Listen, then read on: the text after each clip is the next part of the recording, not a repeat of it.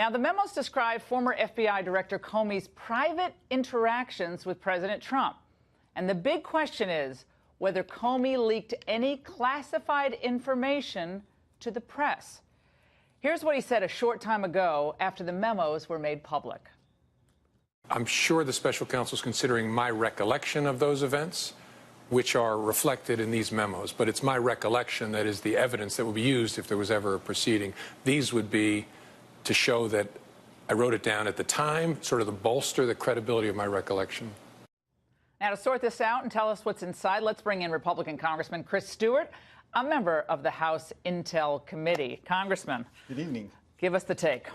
Well, you know what it shows me, and we haven't had a chance to go through all of it, and most people haven't, but it shows me that the Director Comey was dishonest with the president from the very beginning. How so? And continues to be.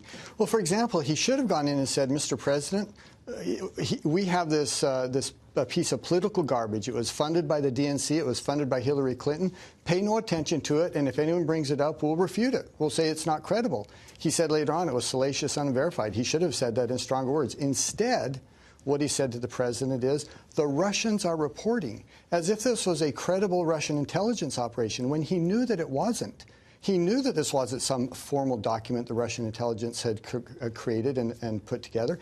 It was put together by Hillary Clinton and the DNC, who used a foreign agent, by the way, who used second- and third-hand information from unidentified Russians that we don't even know who they were. He should have been honest with the president. And by the way, he's being dishonest with the president continuing.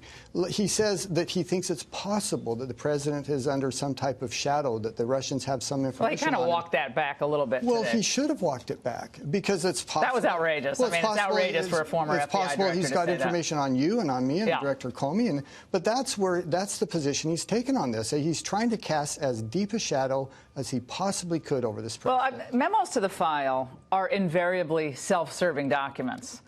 I remember when I was a white-collar criminal defense attorney, you always look at those and like, let's go over what really, okay, you're not going to write a memo to the file that makes you look like a fool or makes you look like a liar or makes you look like you're misrepresenting the facts. You're going to write a memo to the file that memorializes the events in a way that usually will make you look the best, in the best light. There was an interesting part of this, one of these memos. It's not very long. You have the unredacted and redacted version. This is what he says in one of the memos. He said, I had dinner with President Trump in the green room at the White House last night at 6:30 p.m. I explained that he could always count on me to tell the truth. I said, I don't do sneaky things. I don't leak. I don't do weasel moves. Yeah.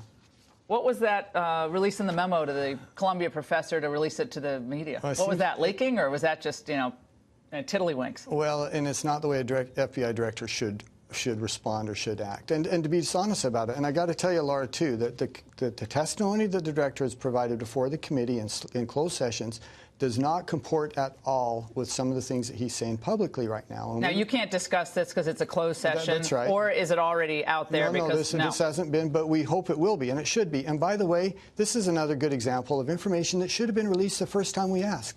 Why in the world does the Department of Justice feel like it's their responsibility to protect this person rather than their responsibility would be to be open and honest with the American people? Now, there's another part of this memo where President Trump, rightly, as he did in the campaign, calls into question Andrew McCabe. And at that point, he says, at about this point, he asked me again about your guy McCabe. And that does sound like Trump. Yeah. And whether he was going to be okay. I again affirmed Andy's ability and professionalism and said the president would come to see him and benefit from both.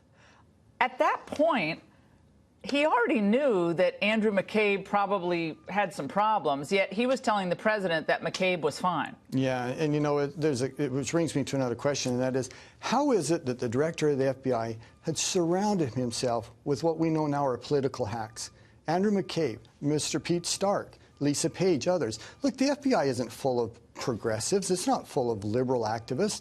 And yet, there around the director, it sure seemed like he had selected and advanced and promoted people that certainly had a different view than many Americans. Are you going to bring Comey back up? We sure hope so. And how are you going to make that happen? Well, he's going to be. We're going to request that he come and speak before the committee, and I expect. What if he gives you the Heisman? Well, I was just going to say, I expect he's going to decline. I can't imagine he's going to be. Maybe you should just hang out in one of the green rooms upstairs, because he's pretty much at MSNBC. I think he has a little binky and a little sleeping bag up there. He's staying up there a lot. So you should just go up there and interview him. He's been pretty effective at selling his book. There's no doubt about it. But, you know, this is not about his book. This is about learning the truth and having him be accountable for some of the things that he said. Again, I don't expect he's going to be banging on our door and volunteering to come. But if he doesn't, then we'll. But why won't he? He's a very smart guy. University of Chicago Law School, incredible career in the government. I mean, he's a smart guy. If he can't withstand questioning from you, Congressman, and some of these other guys,